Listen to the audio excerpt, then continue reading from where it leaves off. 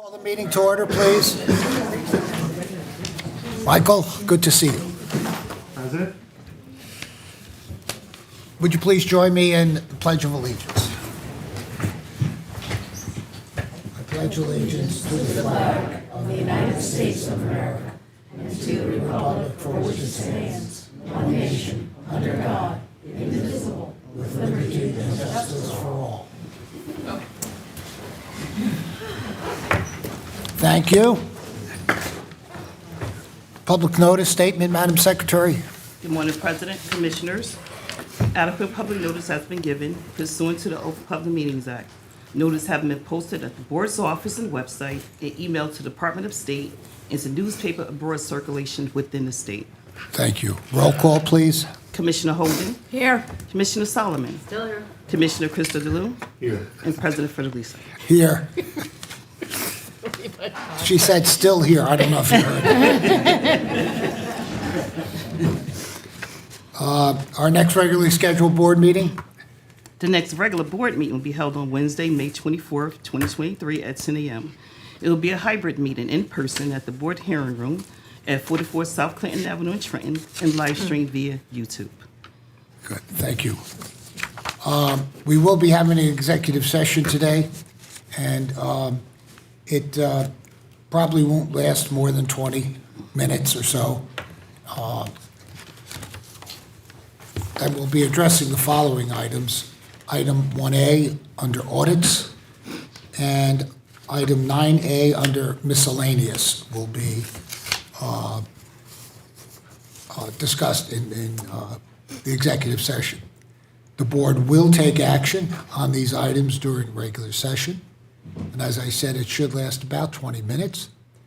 Will the Attorney General's office please explain the justification for going into executive session? Yes, good morning, President, Commissioners. Agenda items 1A and 9A fall under exception B7 of the Open Public Meetings Act found under NJSA 10-4-12 as the matters fall within contract negotiations and attorney-client privilege. Thank you. Do I have a motion to go into executive session? So moved. Second. All those in favor? Aye. We'll see you hopefully in about 20 minutes.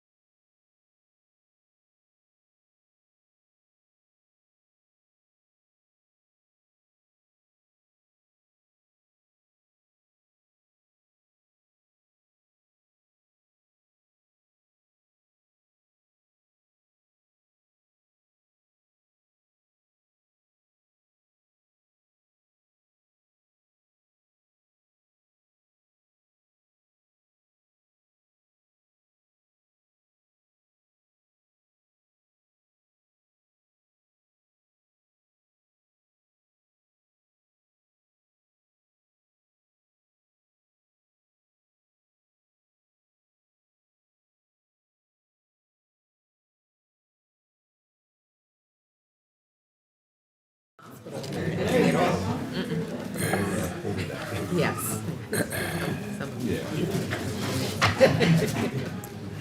Okay, we are back, and I think we might have beat the 20 minutes, so just for those of you who've been to previous meetings, and those who are listening and watching via stream, I can see now. So neither one of my colleagues is going to have to read something for me. I'll be able to do it myself. So, which is great. And also, before I have some opening remarks, we have to congratulate Commissioner Solomon, who became a grandma. Very exciting. Yesterday, everybody's well. Good. Yes, And Abel it's a- James. A little boy, right? Yeah, little boy, 7'10", 20 inches. Big boy. All right. Doing well, thank you. Very exciting. So I welcome you all here today. There are a couple of important things I think we have to make mention of. First of all, April is Asian American and Pacific Islander and Jewish American Heritage Month. And we pause this month to honor the many contributions of both groups to New Jersey and to the United States in general, and to our colleagues here at the board of Asian and Jewish descent. And it's, I don't know what we do without you. You all contribute so much to the success of the board. So on behalf of the board, thank you. And on Sunday is Mother's Day. So I want to wish all of you who are mothers, happy Mother's Day.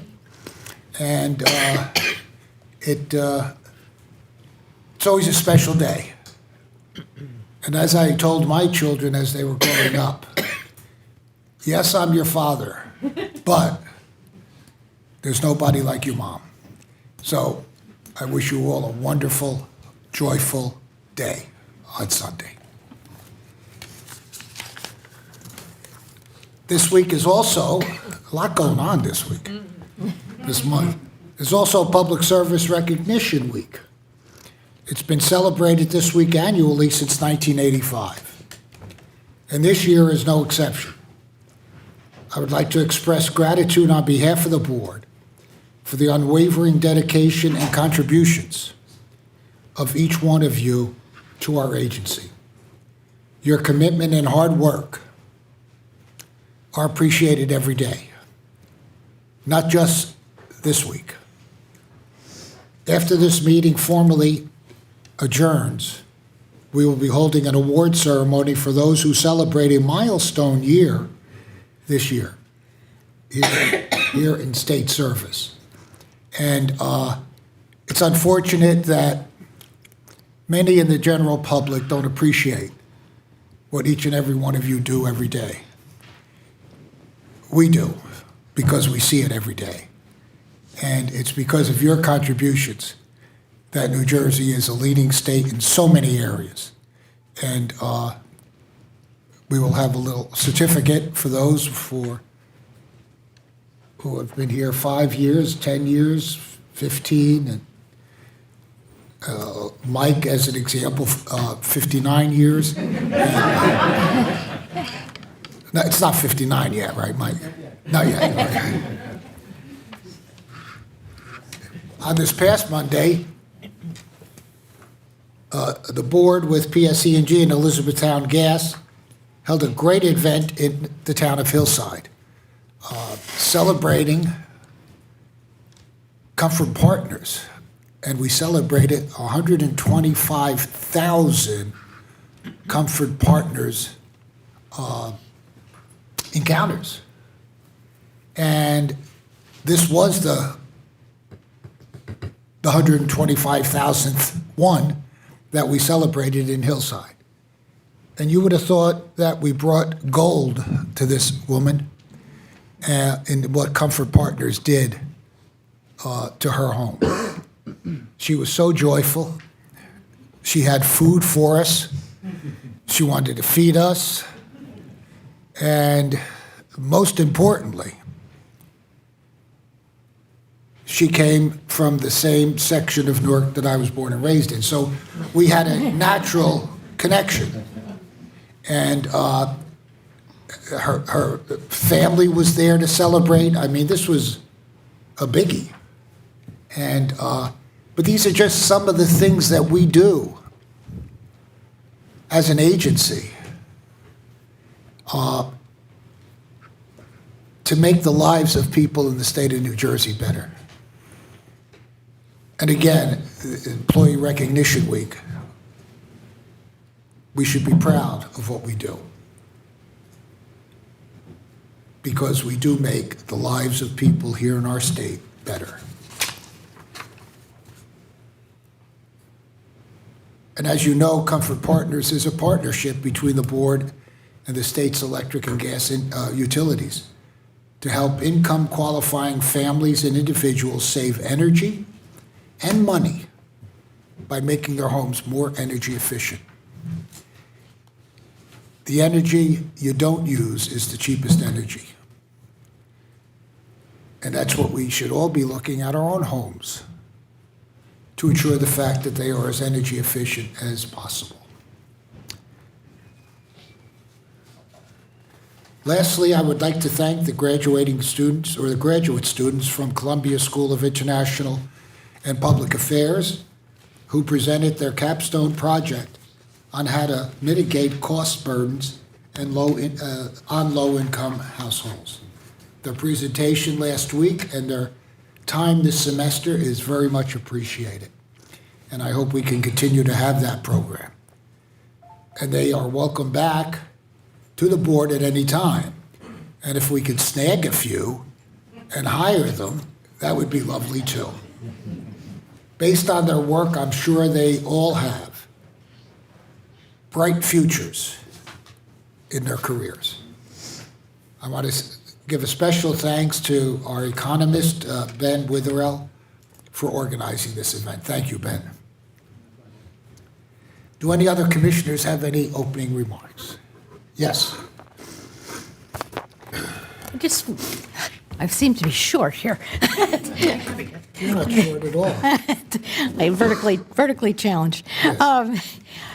Your call to service is probably one of the things that we touched on yesterday at a meeting in Washington on cybersecurity, and it was calling to mind what King Charles III has dedicated his reign to, and that's service. And that's what we do here. It's a public service commission. It really emphasize that word. Or as the former chair of the Pennsylvania Commission say, we do the boring good. And just think, people that call in, they just, they want their cable TV to work, they want their internet to work, they need help with payments. You're fighting for a balance between the company and Wall Street and customer and just setting rates for different things. It's very hard to explain to people what we do here. I like to say I keep the lights on, the water flowing, and the toilets flushing for the state of New Jersey. Everybody goes, that's a really important job.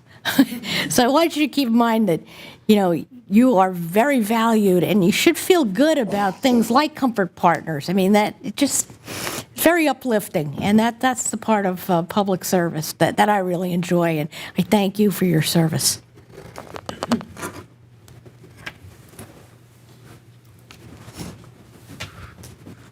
Madam Secretary, if there are no other remarks, the consent agenda, please. On consent agenda items 2A, 2B, and 6B. So moved. Second. Roll call.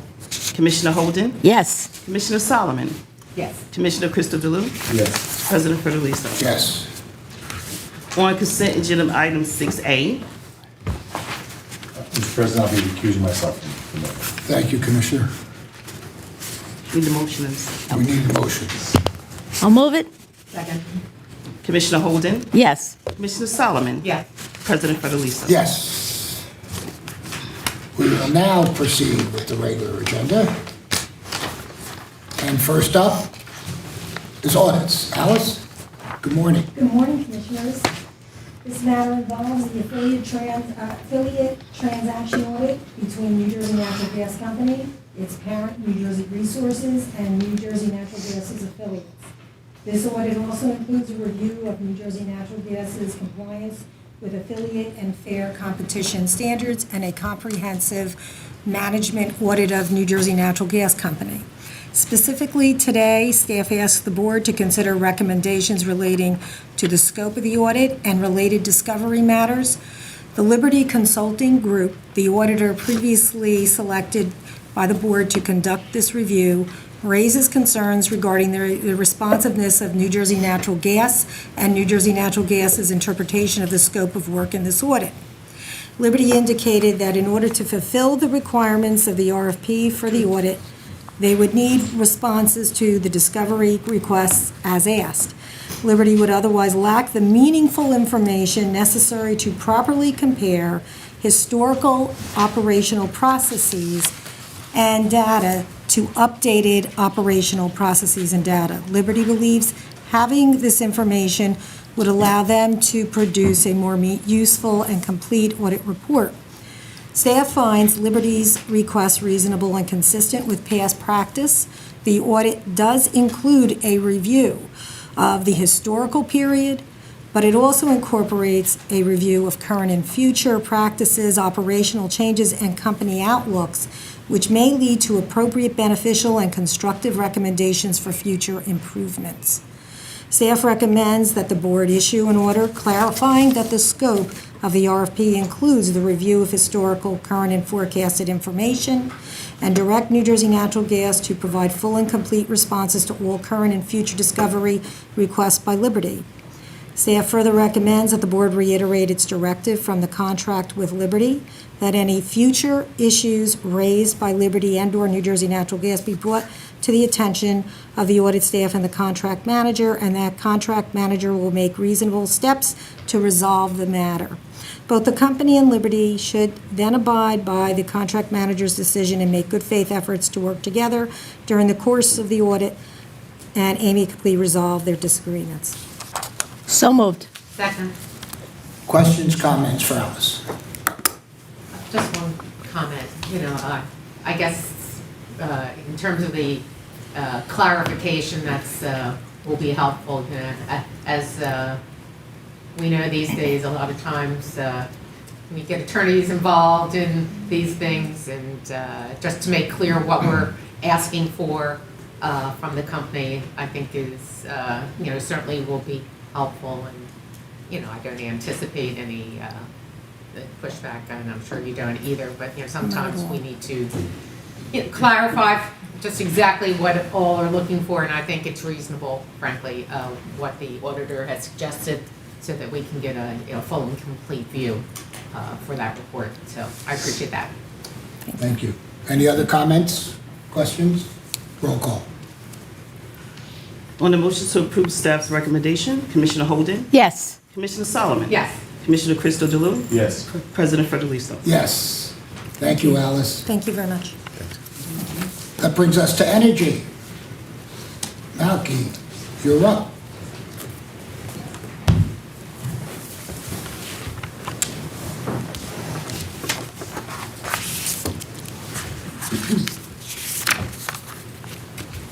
On August 12, 2022, Markel Manufacturing LLC filed a petition seeking a 3-year extension in board-approved agreements governing the societal benefits charge that Markel pays for electric and natural gas services provided by Public Service Electric and Gas Company at its paper mill in Elmwood Park, New Jersey.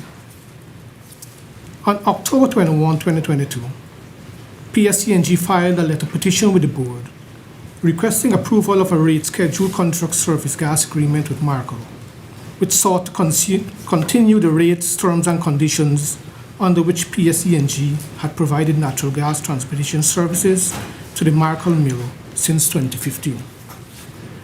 The current SBC discounts and Markel's rate schedule 2015 CSG transportation service agreement with PSE&G were set to expire on December 1, 2022. On November 9, 2022, the board granted a temporary extension of the SBC discounts, as well as approval of a temporary extension of the 2015 CSG agreement until final determinations were rendered.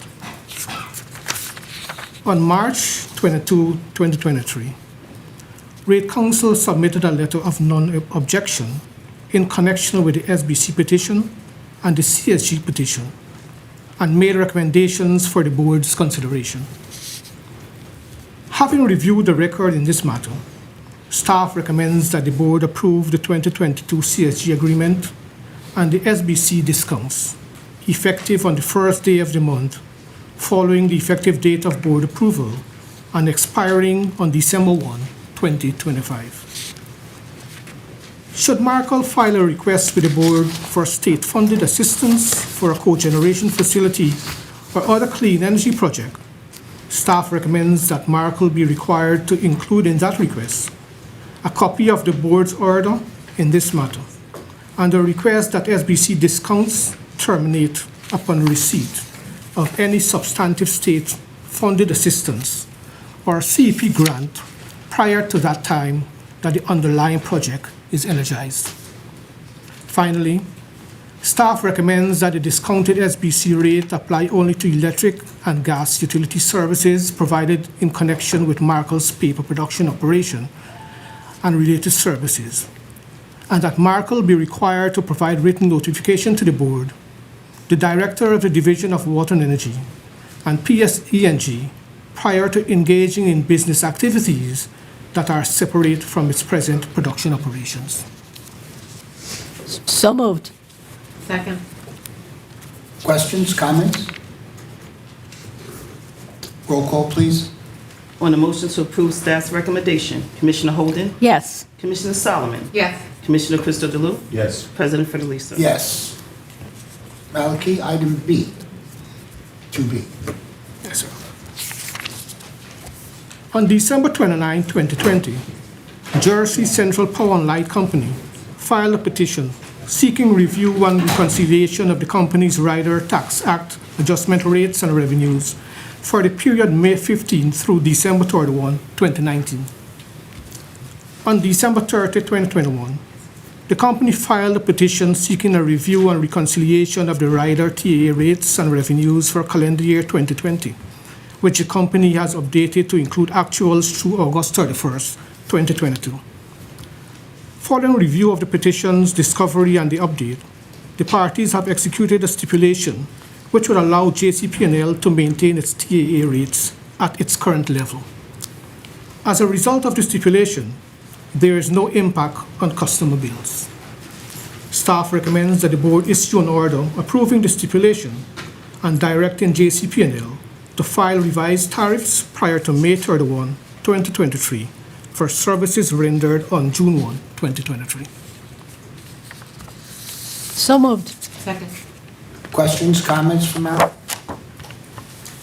Roll call, please. On the motion to approve staff's recommendation, Commissioner Holden, Yes. Commissioner Solomon, Yes. Commissioner Crystal DeLue, Yes. President Fidelisa. Yes. Thank you, Maliki.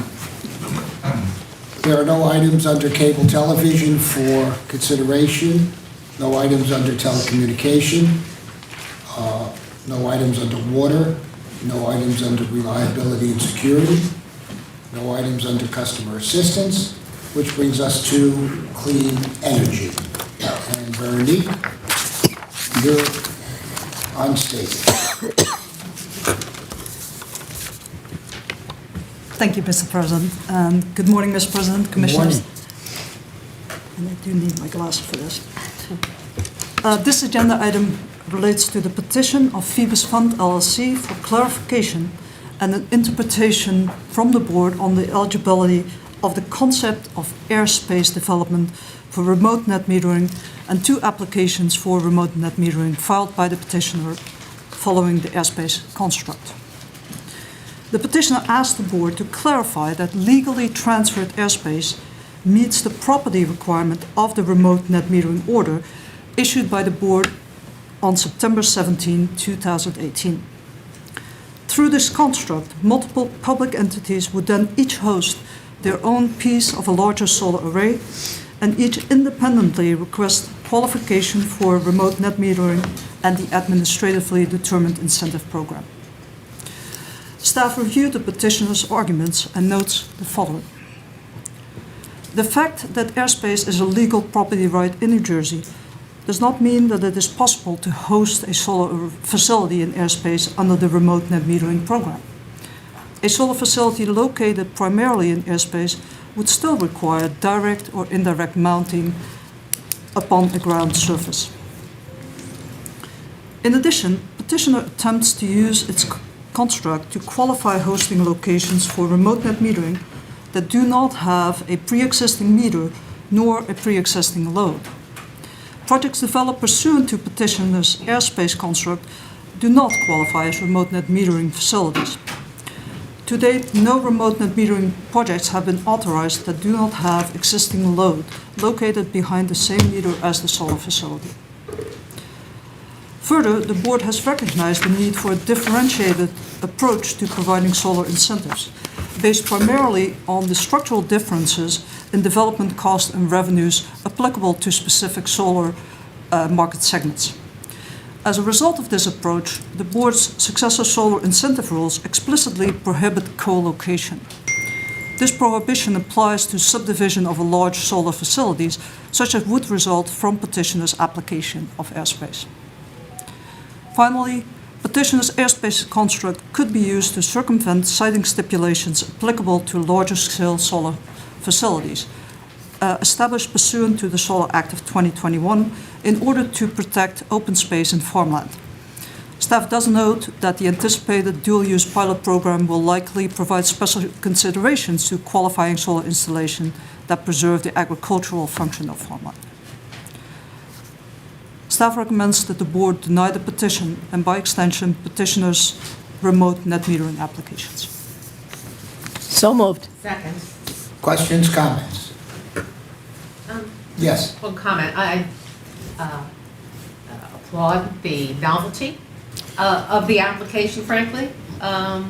It certainly gives us lots to think about. I'm sure there's, many out there that have unique ideas with respect to the development of solar, and I frankly applaud those efforts. We have, spent a significant amount of time developing the current program that we are now instituting. So, maybe somewhere down the line in the future, how to incorporate new and unique ideas, will be a challenge both for us and staff and those that are coming to the board. But I just wanted to at least acknowledge the uniqueness and of the application. Yep. And what's going on out there in the market in terms of trying to meet the needs of the state. But excellent point, Commissioner. And all we have to do is unleash the ingenuity of people, and you never know what's going to come across your desk. And it's so exciting because almost every day all of us see or hear about unique ideas. And this one happens to be solar related and an industry that we, the board, created 18 to 20 years ago. An industry that has grown tremendously. I always say, and I've said this before to this group, 18 years ago, or 20 years ago, we had 6 solar installations in the state of New Jersey. I don't know if that's right, but it sounds good. Today, we have over 160,000 solar installations. 160,000. And we're getting involved in so many different areas as far as solar is concerned. They employ over 7,000 people. You drive on the turnpike or the parkway, you see a van with a solar company advertised on it. It has become a major industry in the state of New Jersey. And that's because of the ingenuity of the people out there who are doing this every single day. And the ingenuity of our employees, of our staff, and the work that they do on a daily basis to make this a thriving business. The one thing the solar industry never has to worry about is that we will do nothing to hurt the solar industry. It was a creation here. And when you create something, you don't destroy it. All you do is enhance it. And that's what we have done with every move related to the solar industry over the past 20 years.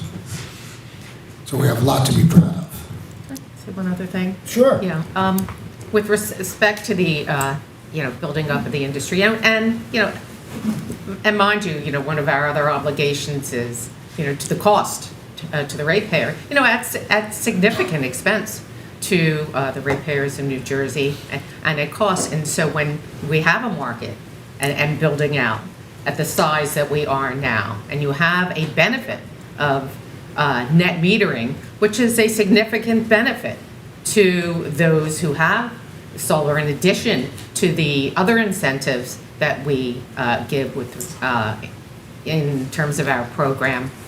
We really have to balance that shift of cost and benefit to all the ratepayers, and maybe not just a specific, community when we're looking at these projects. So there's a lot to be considered when we are making these decisions. And I was appreciated your reference within your remarks, to that fact. But I just wanted to highlight that here is that you really have to take all of this into account when you're moving the program along. It's not just the megawatts; it's also the dollars. That's right. So. And that's another excellent point. What, 2 today, my God. Oh, wow. Two great points. This is a good day. Don't expect any more today. But it's true. It is. Every change we have made has benefited the ratepayer. And, when I first came on the board 18 years ago, You get a certificate. I get a certificate.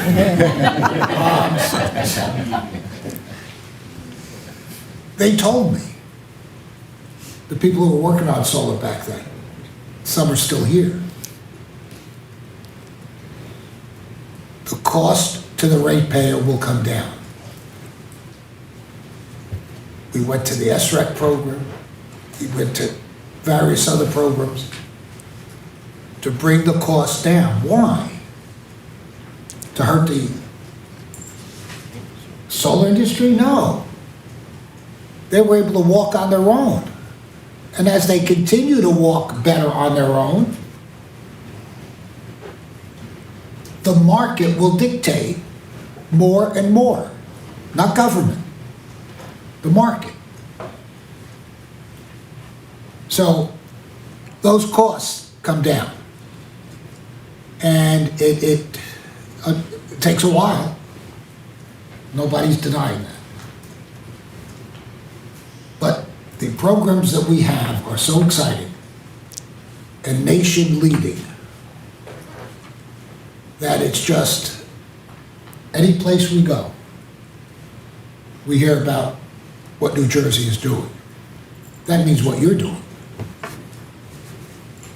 We just get to sit up here a couple times a month. Well, we do a little more than that. So, I think we're ready for the roll call. On the motion to approve staff's recommendation, Commissioner Holden? Yes. Commissioner Solomon? Yes. Commissioner Crystal DeLu? Yes. President Federlisi? Yes. And I think you have item B also. I have one more, yes.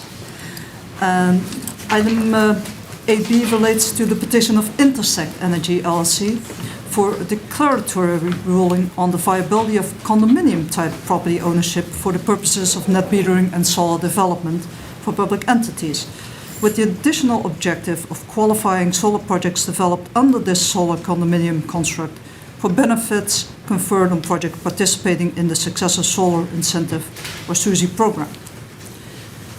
Staff reviewed the petition's arguments and notes the following. First, projects developed pursuant to its solar condominium construct would not qualify as remote net metered facilities, since participating public entities would not be placing behind an existing meter serving pre-existing load. Second, the solar condominium construct goes against the board's stated principle in creating a diversified incentive structure, as well as the explicit prohibition against co-location in the board's SUSI rules. In this context, staff notes that the board established a competitive solar incentive program specifically to facilitate larger-scale solar development in meeting the state's clean energy goals. And finally, a solar condominium construct could be used to circumvent siting stipulations applicable to larger-scale solar facilities, which were implemented to protect farmland and open space. Staff recommends that the board deny the petition. So moved. Second? Questions, comments? Roll call, please, Secretary. On the motion to approve staff's recommendation, Commissioner Holden? Yes. Commissioner Solomon? Yes. Commissioner Crystal Delue? Yes. President Federlisi? Yes, Bernie, thank you. Dustin, you're up.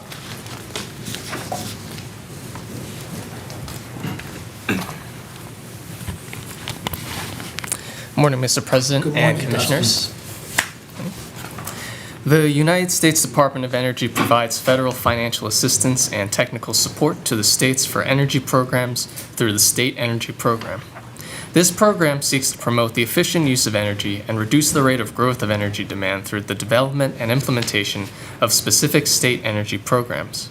For program year 2023, the state of New Jersey will receive an allocation of $1,565,500. The award does not require state matching funds. In accordance with state energy program requirements, staff proposed a state energy program plan, or SEP plan, for submission to the Department of Energy. The SEP plan would align with the Clean Energy Act of 2018 and New Jersey Energy Master Plan goals, as it would expand clean energy program offerings to customers who are not served by investor-owned electric or gas utility companies. These non-IOU customers do not pay a societal benefits charge and therefore do not qualify for state-funded clean energy programs. The SEP plan includes $1,565,500 in funding for a program that expands the eligibility of non-IOU customers for financial incentives towards the purchase and installation of electric vehicle charging equipment in their place of residence, in multi-unit dwellings, at unique attractions and overnight lodging establishments in New Jersey, and for New Jersey municipal government entity fleets, including the purchase of electric vehicles for these fleets. Staff recommends approval of the SEP plan, its budget of $1,565,500 in federal funds, the establishment of the aforementioned program, and submission of the SEP plan to the Department of Energy. So moved. Second? This is just a small example, but nonetheless exciting, of the types of federal funding that is available and will be coming to the state of New Jersey from the Inflation Reduction Act and bipartisan infrastructure law. One of the things that we have not been very good at in the United States generally is keeping our infrastructure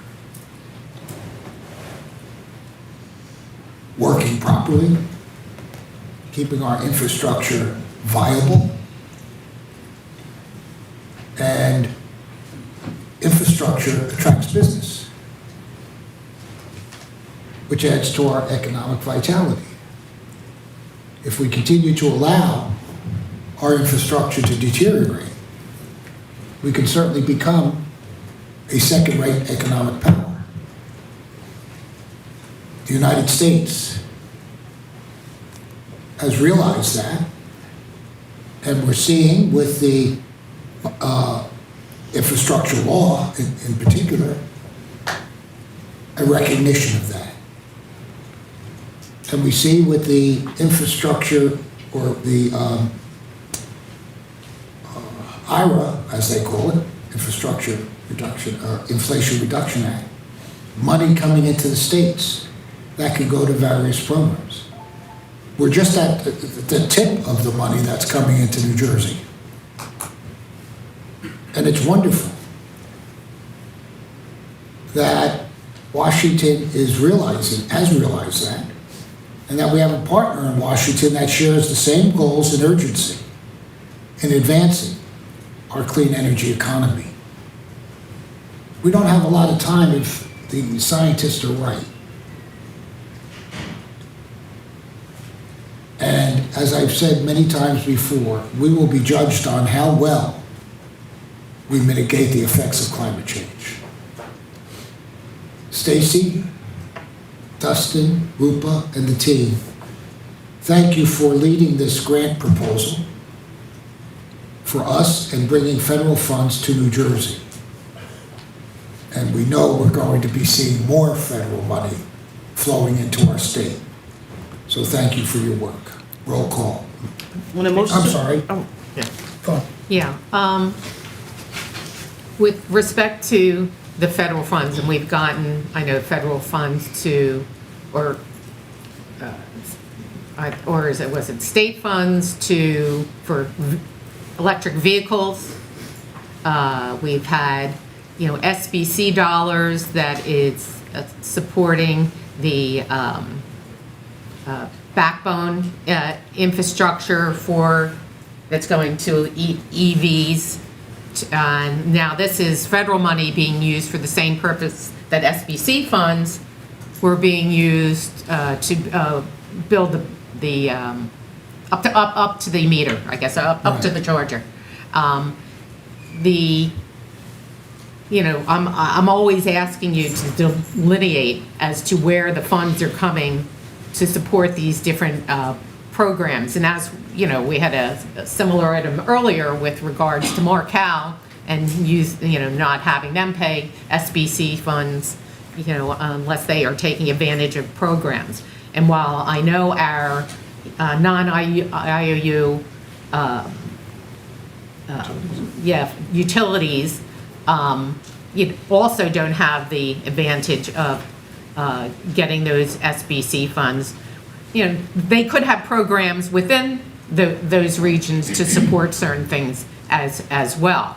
But as we look at that, we have to make sure, and I'm not suggesting that we're not, that those funds get distributed among all the ratepayers, and that when we use SBC funds or support programs for those that don't have those programs, that we're not tipping the balance in terms of how those funds are used for those that may otherwise be able to take advantage of our programs. So that's something that I'm always looking at when I'm looking at the stream of where the funds are coming from and how they're being dispersed. And as you said, since we are receiving a host of different, pots of money, I don't have an objection to using this money at this particular time to support this measure. So. Any other questions or comments? Roll call, Madam Secretary.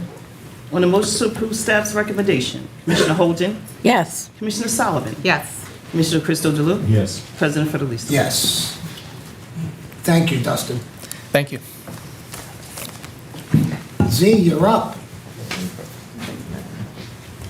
Long time no see. Z? I just made a rhyme. Good morning, Mr. President, morning. Commissioners. Pursuant to legislation and the board's rules, the board must certify on an annual basis that the cost cap has not been exceeded and that it is not foreseen to be exceeded. The board must also set the megawatt block allocations for the administratively determined incentive program for energy year 2024. Based on staff's calculations, the cost cap was not exceeded in energy year 22 and is not forecasted to be exceeded in energy year 23 or energy year 24.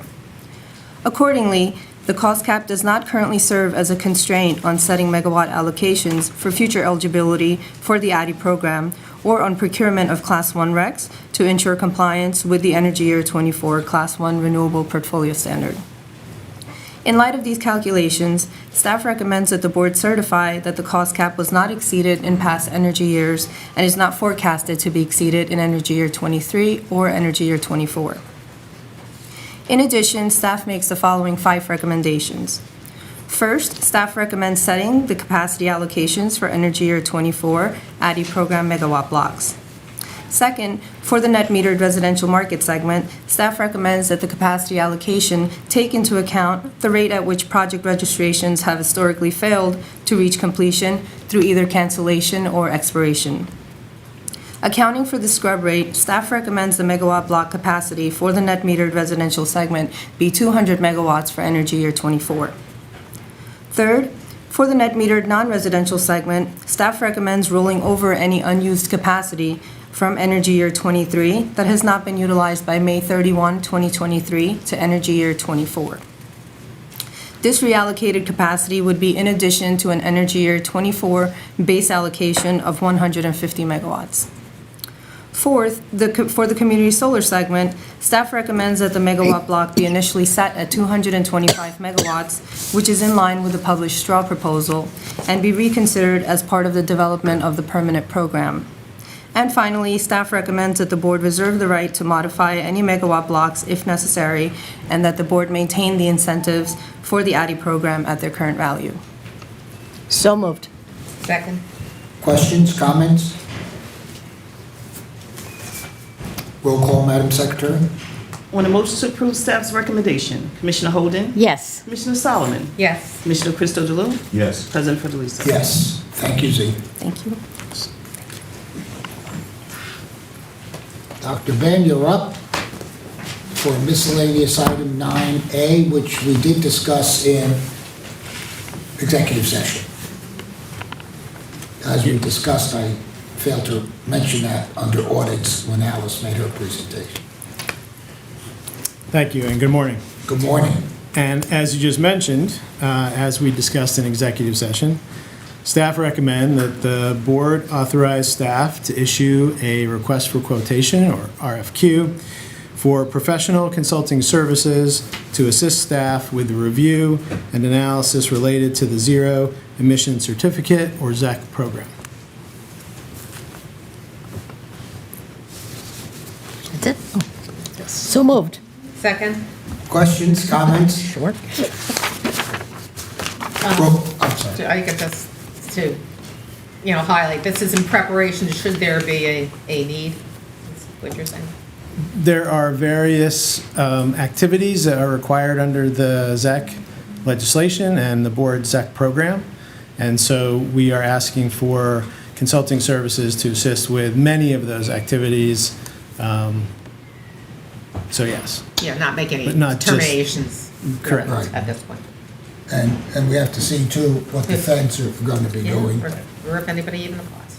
or if anybody even applies. Correct. That can be helpful. That would be helpful, yes. I lost 3 grandchildren during the last time we had to go through this. Or I had to sell them anyway.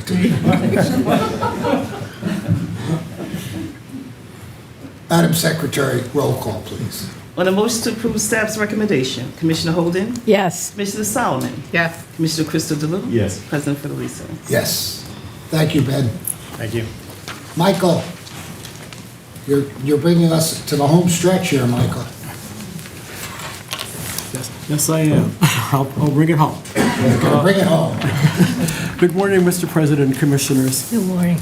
And if anyone hasn't noticed, Michael shaved his beard. In 2022, Governor Murphy signed into law Public Law 2022, Chapter 107 statute, which was codified as NJSA 48:2-29.57 et sec. The statute mandates that the state's local and public utilities are to file data regarding the COVID-19 pandemic impact on the state's utilities and their service. The statute mandates that the data collected must be posted on the board's website and updated quarterly, and that the data should be formatted according to the board's specifications and include at least 19 categories of information organized by month, utility name, type of utility service provided, customer class, municipality, and zip code. Staff has prepared a template for the local and public utilities to use in order to submit the required data to the board. Staff therefore recommends that the board determine that the template to be the form and manner by which the local utilities and public utilities are to file the data required by the statute, direct each public and local utility to file 3 completed versions of the template on a quarterly basis, with 1 completed template for each separate month of the quarter, and direct each public utility to file completed templates for the months of September 2022, October 2022, November 2022, December 2022, January 23, February 2023, and March 2023, no later than September 15th, 2023. And before we continue, I'd like to thank Stephen, and I'm going to butcher this, Asanopoulos from Legal, and Andrew Chuzo and Bart Keeler from Water and Energy for all their hard work on the template and on the order. And AJ Diami, also from Water and Energy, picked us up on the home stretch, and the 4 of them worked very, very hard on this. So moved. Second. Questions, comments for Mike? Roll call, Madam Secretary. On a motion to approve staff's recommendation, Commissioner Holden? Yes. Commissioner Solomon? Yes. Commissioner Crystal Delue? Yes. President Federlisa? Yes. And item C, Mike. On July 2nd, 2020, the board issued an order authorizing the state's utilities to create a COVID-19 regulatory asset by deferring incremental, prudently incurred COVID-19 related costs for a determined period of time. The July 2020 order required, among other things, that all affected utilities file a petition with the board by December 31st, 2022, or within 60 days of the close of the regulatory asset period, or regulatory asset rate recovery, or in the alternative, to defer rate recovery and through a future base rate case. Through a series of orders, the regulatory asset period was extended until March 15th, 2023, and the deadline for filing petitions for recovery was extended for 60 days after March 15th, 2023. Staff recommends that the board issue an order maintaining the close of the regulatory asset period at March 15th, 2023, consistent with the December 22nd order, and extend the filing deadline for petitions for recovery by 60 days or until July 17th, 2023. So moved. Second. Questions, comments?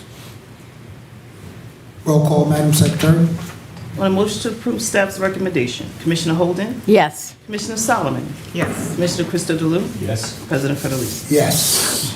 Thank you, Michael. Thank you. At the, once we adjourn the meeting, we will have the celebration for, and give out certificates, is that right? Yes. Yes, for years of service to the state of New Jersey. And some of the years are very impressive and good song. Before we adjourn, any comments, thoughts? I'll just add to all of those who have put in so many years and decades, there are very few occupations or jobs that you can really impact the future as much as something like this does. So what you've done is providing service not just to people in the present who have a need, but to a future that we may never know. But you're making it better. So I want to thank you, congratulate you all, and to encourage you all to hold the course, look towards the future as you always do, and make this team one of the most important and influential, consequential organizations that the state knows. So thank you all for all you do. Well said, Commissioner. If there are no other items, may I have a motion to adjourn? So moved. Second? All those in favor? Aye. We're adjourned.